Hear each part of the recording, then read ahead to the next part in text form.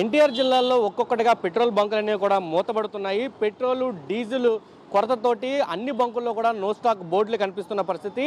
నిన్న నందిగామ, తిరువూరు ప్రాంతాల్లో ఈ బోర్డులు కనిపించాయి. కానీ ఈ రోజు విజయవాడలో కూడా ఇటువంటి బోర్డులు మనకు దర్శనమిస్తున్న పరిస్థితి కనిపిస్తుంది. ఎక్కడ కూడా డీజిల్, పెట్రోల్ అందుబాటులో లేవంటూ కూడా ఎక్కడికక్కడ బోర్డులు పెట్టిన పరిస్థితి మనం చూస్తున్నాం. No stock petrol and diesel అంటూ కూడా బోర్డులు పెట్టిన పరిస్థితి. మనం ఉన్న ఈ బంకు నేషనల్ హైవేకి పక్కనే మహానాడు ప్రాంతంలో ఉంది. ఇతర ప్రాంతాల నుంచి వచ్చే వాళ్ళంతా కూడా ఈ బంకులో పెట్రోల్ కొట్టించుకొని దూర ప్రాంతాలకు వెళ్తూ ఉంటారు. కానీ ఇటువంటి బంకులో ప్రస్తుతం నో స్టాక్ బోర్డులు ఉండడంతో వాహనదారులంతా కూడా తిరిగి వెనక్కి వెళ్తున్న పరిస్థితి కనిపిస్తుంది. ఇటు తెలంగాణకి బార్డర్లో ఉన్న నందిగామ కానీ, తిరువూరు కానీ ఆ ప్రాంతాల్లో కూడా ఇప్పటికే నో స్టాక్ బోర్డులు పెట్టిన పరిస్థితి.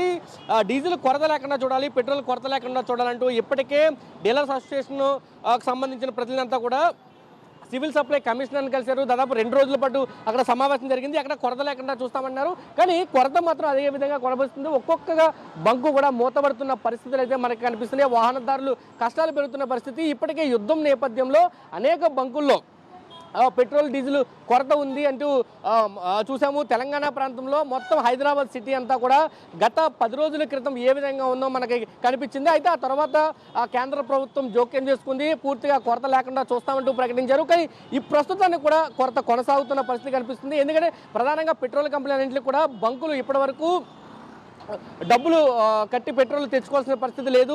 వాళ్ళంతా కూడా క్రెడిట్ సిస్టంలో ఉండేది.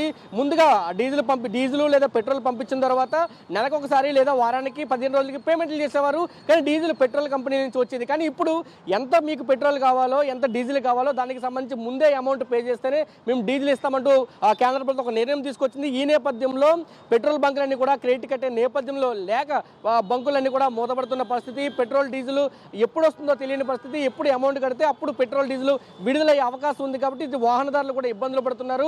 అనేక ప్రాంతాల్లో డీజిల్ కొరత నేపథ్యంలో ట్యాంకుల్లో వాళ్ళంతా నింపుకొని వెళ్తున్నారు. క్యానల్లో నింపుకెళ్తున్న దృశ్యాలు కూడా మనం నందిగామ ప్రాంతంలో చూసాము. తక్షణం డీజిల్ కొరతగా స్వస్తి పలకాలి, తమ ఉపాధిని కాపాడాలంటూ వాహనదారులు కోరుతున్నారు. మరొక రోజువారీ ప్రయాణాలు చేసే వాళ్ళు కూడా స్విగ్గీ కానీ, జొమాటో కానీ ఇతర గిగ్ వర్కర్స్ ఎవరైతే ఉన్నారో వాళ్ళు కూడా డీజిల్, పెట్రోల్ కోసం ఇబ్బందులు పడుతున్న పరిస్థితి అయితే మనకు చాలా స్పష్టంగా కనిపిస్తుంది. తక్షణం దీని ప్రభుత్వం జోక్యం చేసుకుని డీజిల్, పెట్రోల్ కొరతకి ఒక స్వస్తి చెప్పాలంటూ కూడా వాహనదారులు కోరుతున్న పరిస్థితి మనకు కనిపిస్తుందని చెప్పాలి. కెమెరా పర్సన్ వంశీతో కలిసి సురేంద్ర, సాక్షి టీవీ, విజయవాడ నుంచి.